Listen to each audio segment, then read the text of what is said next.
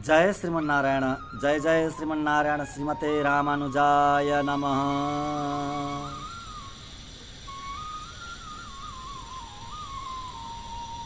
ओम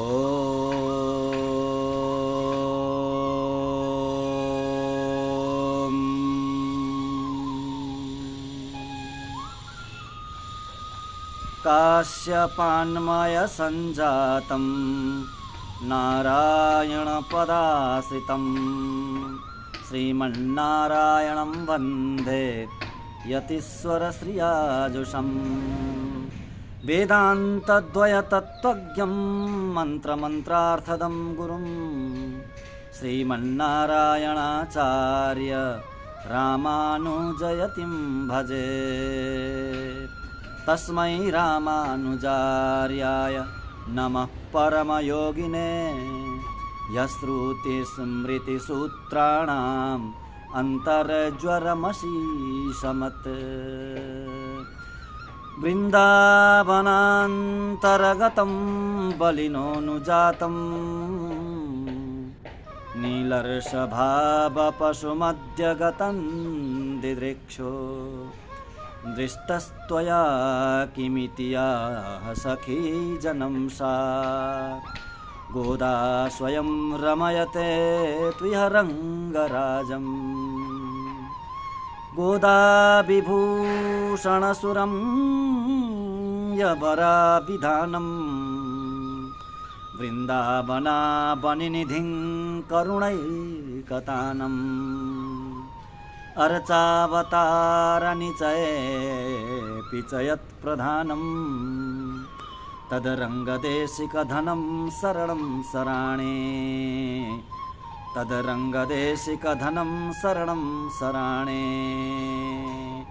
ॐ सहना भवतु सहनौ भुनक्तु सह वीर्यङ्करवावहै तेजस्विनामधीतमस्तु मा विद्विषावहै। ओम शांति शांति शांति। हरि ओम।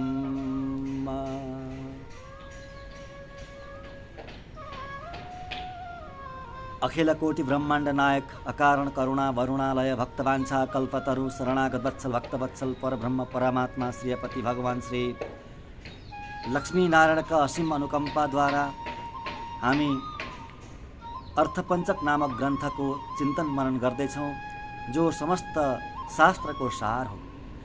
अर्थपञ्चक जसमा पाँचवटा विषय विद्यमान छन्। पाँचवटा विषयको वर्णन गर्नुभएको छ परम ज्ञानी आचार्य पिल्ले लोकाचार्य स्वामीजीले, जो भगवानकै अवतार हुनुहुन्थ्यो। वरदराज भगवानको अर्चावतारले आचार्यको रूपमा अवतार लिएर आउनुभएको थियो आजभन्दा लगभग 800 वर्ष अगाडि। उहाँले दिनुभएको एउटा अद्भुत ग्रन्थ, 18वटा यस्तै अद्भुत ग्रन्थहरू मध्येको एउटा ग्रन्थ अर्थपञ्चक, जसमा 5वटा विषय छन् जो प्रत्येक मनुष्यले जान्नै पर्ने। प्रपन्न वैष्णवले त त्यो एकदमै जान्नै पर्ने पहिलो कख फर्स्ट स्टेप नै हो। पहिलो विद्याको ज्ञानको पहिलो अक्षर जसरी कख हुन्छ, त्यस्तै नै प्रपन्नको लागि यो पहिलो स्टेप हो। जान्नको लागि पहिलो सिँढी हो, खुड्किलो हो। वास्तवमा जान्नुपर्ने विषय त्यति नै हो। मनुष्य भएर जन्मिसकेपछि जान्नुपर्ने विषय नै त्यति नै हो। आत्माको स्वरूप भनेको म आफू कस्तो छु, आफ्नो स्वरूप जान्ने। अनि ईश्वर कस्तो हुनुहुन्छ, ईश्वरको स्वरूप जान्ने। आफ्नो र ईश्वरको, आत्मा र परमात्मा स्वरूप जानेपछि अरू जान्न के बाँकी रहन्छ? केही रहँदैन। जगतका वस्तुहरू जानेर कहिले पनि सकिँदैन। जगतका विषयहरू जानेर यी विषयले हामीलाई कहिले साथ दिनेवाला छैन र हाम्रो कल्याण पनि गर्नेवाला छैन। संसारका विषयको ज्ञान वास्तवमा त्यो ज्ञान होइन। ज्ञान त के हो? मुक्ति दिने ज्ञान नै ज्ञान हो। मुक्ति दिने विद्या नै विद्या हो। संसारबाट संसारको दुःखलाई निवृत्ति गराउने विद्या नै के हो? वास्तविक विद्या हो। र त्यही विद्या यो अर्थपञ्चकमा दिनुभएको छ आचार्यले, स्वामीजीले। आफ्नो ज्ञान, परमात्माको ज्ञान, अनि परमात्मालाई पाउने उपायको ज्ञान, अनि पुरुषार्थको ज्ञान, अनि परमात्मा प्राप्ति हुन नदिने विरोधीको ज्ञान, यति जानिसकेपछि जगतमा अरू जाने पनि भो, नजाने पनि। जगतका वस्तुहरूको ज्ञान हासिल त्यो आफै नै भइहाल्छ। त्यसमा कुनै त्यति दिमाग लडाउनु पनि पर्दैन। वास्तवमा जान्नुपर्ने विषय यिनै 5वटा विषय हुन्। त्यसैको बारेमा वर्णन गर्नुभएको छ र हामी उपाय स्वरूपलाई समापन गरेर आज हामी विरोधी स्वरूपमा प्रवेश गर्दैछौँ। अन्तिम स्वरूप, 5 स्वरूपको अन्तिम स्वरूप विरोधी स्वरूप। स्वस्वरूपको चिन्तन मनन हामीले गरिसक्यौँ, परस्वरूपको पनि सक्यौँ, अनि पुरुषार्थ स्वरूपको, उपाय स्वरूपको सकेर 5औं स्वरूप विरोधी स्वरूपमा हामी प्रवेश गर्दैछौँ।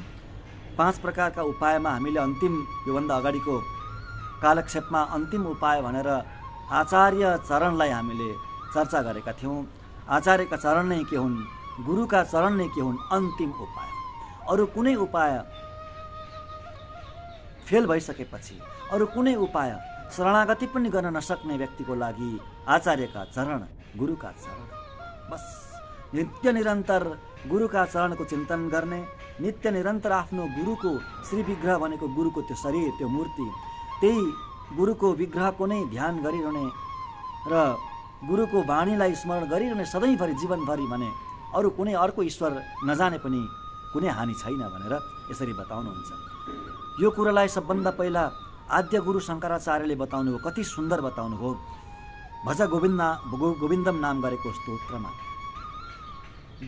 गुरु चरणाम्बोज निर्भर भक्त, गुरु चरणाम्बोज निर्भर भक्त, संसारात् अचिरात् भवमुक्त, संसारात् अचिरात् भवमुक्त, गुरु चरणाम्बोज निर्भर भक्त।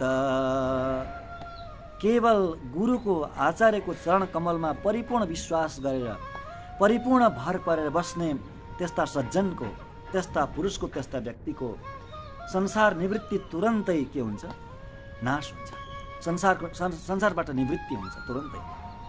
संसारको दुःख नाश हुन्छ, भवमुक्त, संसारबाट शीघ्र, अचिरात भनेको शीघ्र संसारबाट मुक्ति प्राप्त हुन्छ भनेर उहाँले बताउनु भयो र त्यो हामीले श्रवण गरिसक्यौँ।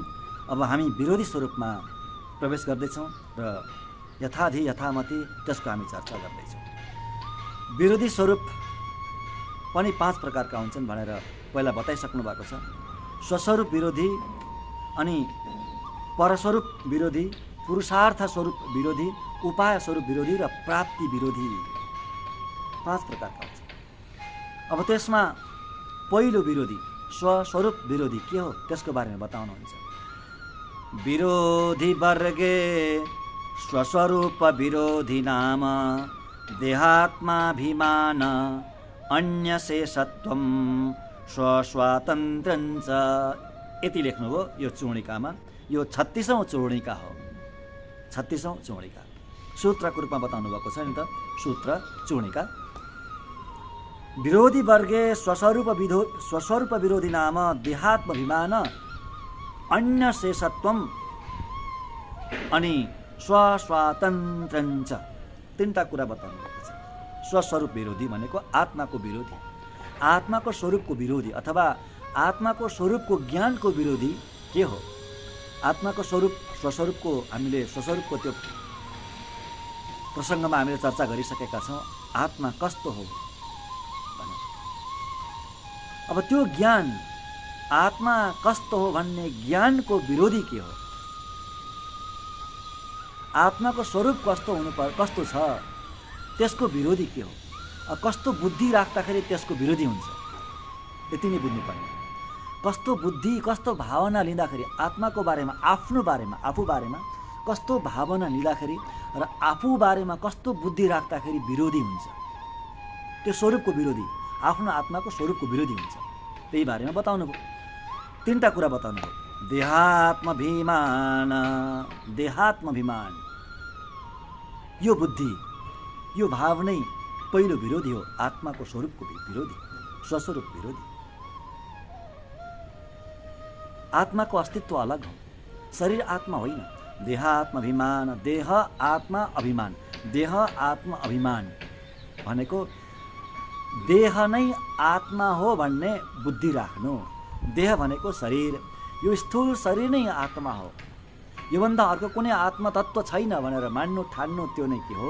देहात्मा अभिमान हो। त्यस्तो ठान्नु आत्माको स्वरूपको पहिलो विरोधी हो। शरीर अलग हो, आत्मा अलग हो। शरीर र आत्मामा भेद छ। हेर्नु, आत्माको दर्शन हुन्छ। बुद्धिरूपी नेत्रद्वारा आत्माको दर्शन हुन्छ। म हजुरहरूलाई देह र आत्माको भेदको बारेमा अलिकति एउटा दृष्टान्त दिएर म सम्झाउने प्रयास गर्छु। आत्माको दर्शन गराउने प्रयास गर्छु। आत्माको दर्शन कसरी हुन्छ? आत्मालाई देखिन्छ, राम्ररी देखिन्छ। आत्मालाई सम्यक प्रकारले देखिन्छ। आत्मालाई दर्शन हुन्छ। आत्मा बुद्धिरूपी आँखाले है। यी आँखाले होइन। आत्मा रातो, कालो, गोरो, छोटो, लामो, ठुलो, सानो, मोटो, पातलो त्यस्तो हुँदैन। आत्मा त्यसरी देख्न पाइँदैन। आत्मालाई यो आँखाले चर्मचक्षु देख्न पाइँदैन। बुद्धिरूपी आँखाले आत्मालाई देख्न पाइन्छ। आउनुहोस् अलिकति हामी आत्माको दर्शन गरौँ है। कसरी? तीनटा अवस्था हुन्छन्। हेर्नु, जाग्रत, स्वप्न र सुषुप्ति। यी तीनटा अवस्था हुन्छन्। जाग्रत अवस्था भनेको जागेको अवस्था, बिउजेको अवस्था। अहिलेको जो म बोलिरहेको छु, हजुरले श्रवण गरिनु भएको छ, यो जाग्रत अवस्था हो। बाहिरका इन्द्रियहरूले काम गरेको अवस्था। आँखाले, मुखले, नाकले, यो चर्मले थाहा पाएको अवस्था। बाह्य इन्द्रियले, बाह्य ज्ञानेन्द्रियले, कर्मेन्द्रियले थाहा पाएको अवस्था बिउजेको अवस्था जाग्रत अवस्था हैन? त्यो जाग्रत अवस्था हो। अर्को हुन्छ स्वप्न अवस्था। स्वप्न अवस्था भनेको सुतेर स्वप्न देखेको अवस्था, सपना देखेको अवस्था। सपना देखिन्छ, कहिले उडेको, कहिले अत्यन्त आपत अवस्थामा परेको, कहिले अत्यन्त रमणीय स्थानमा भ्रमण गरेको। के देखिन्छ? के देखिन्छ? स्वप्न। त्यो स्वप्न अवस्था हो। जाग्रत अवस्था भयो, स्वप्न अवस्था भयो। अब अर्को अवस्था, तेस्रो अवस्था सुषुप्ति। सुषुप्ति अवस्था भनेको कस्तो अवस्था भने गहिरो निद्राको अवस्था, गहिरो निद्रामा सुतेको अवस्था। त्यतिखेर स्वप्न पनि आउँदैन। स्वप्न हटिसकेको हुन्छ, स्वप्नलाई पनि पार गरिसकेको हुन्छ त्यो अन्तःकरणले, मनले। सुषुप्ति केही थाहा हुँदैन, केही पनि थाहा हुँदैन। गहिरो, अति नै गहिरो निद्रामा सुतेको अवस्थालाई सुषुप्ति अवस्था भनिन्छ। यी तीन अवस्था हुन्छन्, जाग्रत, स्वप्न र सुषुप्ति। हेर्नुहोस्, म आत्माको दर्शन गराउँदैछु हजुरहरूलाई। यो दृष्टान्त, यो दर्शन मैले, आत्माको दर्शन मैले पनि आफ्ना आचार्यबाट, आफ्नो गुरुहरूबाट, ज्ञानीहरूबाट पाएको हो हैन? हेर्नु, जाग्रत अवस्थामा, यी तीनै अवस्थामा, जाग्रत अवस्था, स्वप्न अवस्था र सुषुप्ति अवस्थामा आत्माको अनुभव हुन्छ, आत्माको दर्शन हुन्छ। कसरी? आउनुहोस्। जाग्रत अवस्थामा हामी थाहा पाउँछौँ। सेन्स अर्गान्सहरूले, यी बाहिरका सेन्स अर्गान्सहरू, कर्मेन्द्रिय र ज्ञानेन्द्रियहरूले, 5 कर्मेन्द्रिय हुन्छन्, 5 ज्ञानेन्द्रिय हुन्छन्। यी कर्मेन्द्रिय र ज्ञानेन्द्रियहरूले थाहा पाउँछन्। त्यो थाहा पाएको कसले थाहा पाएको? शरीरले थाहा पाएको होइन। कुनै पनि एउटा अब्जेक्टलाई, कुनै पनि वस्तुलाई म देख्छु, सपोज एउटा गाईलाई मैले देखेँ भने यो गाई हो भन्ने त्यो बोध आफै हुन्छ भित्र। यो गाई हो भन्ने बोध हुन्छ। त्यो गाई सम्बन्धी सबै ज्ञान आफै भित्र प्रवेश गर्छ। त्यो देख्ने बित्तिकै त्यो थाहा पाएको, आँखाले थाहा पाएको हो होइन नि। आँखा त एउटा इन्स्ट्रुमेन्ट हो। आँखाले त सन्देश भित्र लग्यो आत्मालाई सन्देश दियो त्यो आँखाले। अनि धर्मभूत ज्ञानले आत्मालाई ज्ञान दिलायो कि यो गाई हो भनेर। मैले कुनै म्युजिक सुने, कुनै शब्द सुने कानले, त्यो शब्द कहाँबाट आएको छ र के को शब्द हो भन्ने कुरो त्यो स्वतः थाहा हुन्छ। त्यो केले थाहा पाएको? आत्माले थाहा पाएको। कानले, त्यो इन्स्ट्रुमेन्टले भित्र सन्देश दियो क्या, यसरी थाहा हुन्छ। र इन्द्रियहरूले, इन्द्रियद्वारा थाहा हुन्छ। त्यो थाहा पाएको शरीरले होइन, आत्माले हो। जुन थाहा पायो नि हो त्यो आत्मा हो। यही आत्माको दर्शन भयो नि त। आत्मा निस्किसकेपछि आँखा पनि त हुन्छ नि, त्यहाँ कान पनि हुन्छन्, सबै शरीरका सबै इन्द्रिय हुन्छन्। परन्तु आत्मा निस्किसकेपछि त्यो शरीर थाहा पाउँछ? थाहा पाउँदैन। जतिसुकै चिच्याउनु, जतिसुकै बोलाउनु बोल्दैन। किन? त्यो थाहा पाउने त्यो आत्मा त्यहाँबाट निस्किसकेको छ, त्यहाँ छैन। त्यसैले थाहा पाउने वस्तु के रहेछ? आत्मा रहेछ। आत्माको दर्शन भयो नि। जाग्रत अवस्थामा पनि आत्माको दर्शन भयो। बोलेको, सुनेको देखेको छोएको कुरो थाहा पाउने जागृत अवस्थामा म बोल्दैछु, हजुरहरू श्रवण गर्दै हुनुहुन्छ। मैले मेरो मुखबाट निस्केको आवाज हजुरको कानमा जाँदैछ, हजुरहरूले अर्थपञ्चक नाम गरेको ग्रन्थ प्रवचन गर्दैछ भनेर हजुरले श्रवण थाहा पाइराख्नु भएको छ। त्यो थाहा पाएको त्यो आत्माले हो। यसरी जागृत अवस्थामा आत्माको दर्शन भयो। अच्छा, अब हामी प्रवेश गरौँ स्वप्न अवस्थामा। स्वप्न अवस्थामा सपना देखेको अवस्था, सपनामा कहिले अत्यन्त आपत परेको हुन्छ, कहिले अत्यन्त रमणीय स्थानमा भ्रमण गरिया हुन्छ, कहिले राजा बनेर सिंहासनमा बसेको हुन्छ, कहिले आकाशमा उडेको हुन्छ। त्यो सपना देखिसकेपछि उठेर भोलिपल्ट बिउजेर अथवा स्वप्नबाट निन्द्राबाट बिउजिसकेर के भन्छ, आज मैले यस्तो सपना देखेँ, मैले यस्तो सपना देखेँ। अच्छा, त्यो सपना देख्ने तत्त्व के हो त? कसरी देख्यो? ऊ त त्यो सपनामै थियो नि, ऊ त सपनामै थियो त। देख्ने चाहिँ को त फेरि? जस्तो स्वप्नमा उडिरहेको थियो है, सपनामा उडेको थियो कुनै व्यक्ति, सपना देखेर सपनामा उडिरहेको छ। अब उठेर भन्छ मैले उडेको देखेँ। अब ऊ उडिरहेको छ, उडेको देख्ने चाहिँ को फेरि? उडेको देखेँ भनेको छ नि, देख्ने चाहिँ को हो? मैले यस्तो स्वादिष्ट भोजन गरेँ स्वप्नमा, उसैले खाइरहेको छ स्वप्नमा, अनि देख्ने चाहिँ फेरि को हो? त्यो देख्ने नै आत्मा। स्वप्नको साक्षी पनि आत्मा हो। स्वप्नलाई देख्ने आत्मा, आत्माले देखेको। स्वप्न अवस्थामा पनि आत्माको दर्शन भयो नि, होइन? हो, आत्माको दर्शन भयो। जाग्रतमा आत्माको दर्शन भयो, स्वप्नमा पनि आत्माको दर्शन भयो। अब हामी जाउँ सुषुप्ति अवस्थामा, गहिरो निद्रामा, गहिरो सुतेको अवस्थामा, केही पनि थाहा हुँदैन। गहिरो निद्रामा सुतेर अब उठिसकेपछि, बिउजिसकेपछि उसले के भन्छ भन्दा, आज म कति आनन्दले सुतेँ, गहिरो निन्द्रामा सुतेँ, केही पनि थाहा पाइनँ, कति आनन्द आयो। वाह, केही पनि थाहा पाइनँ अरे, अनि फेरि कति आनन्द पनि आयो अरे, मजाले सुतेँ पनि अरे। केही थाहा पाइनँ, गहिरो निन्द्रामा सुतेँ, आनन्द आयो, कति सुखले सुतियो। अब ध्यान दिनु त यहाँ, केही थाहा पाएन उसले, परन्तु आनन्द आयो। अब केही थाहा पाएनमा आनन्द कसलाई आयो? केही थाहा पाएन उसले भने उसलाई सुख चाहिँ कसलाई भयो? त्यो आनन्द कसलाई आयो? सुखपूर्वक सुतेको अनुभव, त्यो फिल कसलाई भयो? हो, त्यही हो आत्मा। जसलाई आनन्द आयो, जसलाई त्यो सुखको फिलिङ भयो, सुतेको गहिरो निन्द्राको आनन्दको जसलाई फिलिङ भयो, हो त्यही फिलिङ गर्ने आत्मा हो। त्यो फिलिङ गर्ने नै, त्यो आनन्द लिने नै आत्मा हो। यसरी हेर्नु त, सुसुप्ति अवस्थामा पनि आत्माको दर्शन हुन्छ। यही हो आत्माको दर्शन, बुद्धिरूपी आँखाले आत्माको दर्शन गरिन्छ। हो, अब हेर, अब शरीर र आत्मा अलग रहेछ कि रहेन रहेछ? यसरी शरीर र आत्माको भेद हुन्छ, अलग थाहा पाइन्छ। परन्तु आत्मा अलग हो, आत्मा अजर अमर हो, यो प्रभुको हो, यो भगवानको हो।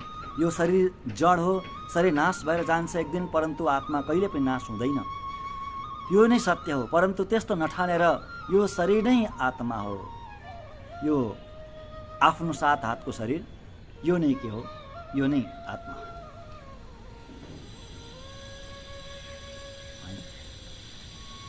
यो नै आत्मा हो। यस्तो ठान्नु स्वस्वरूप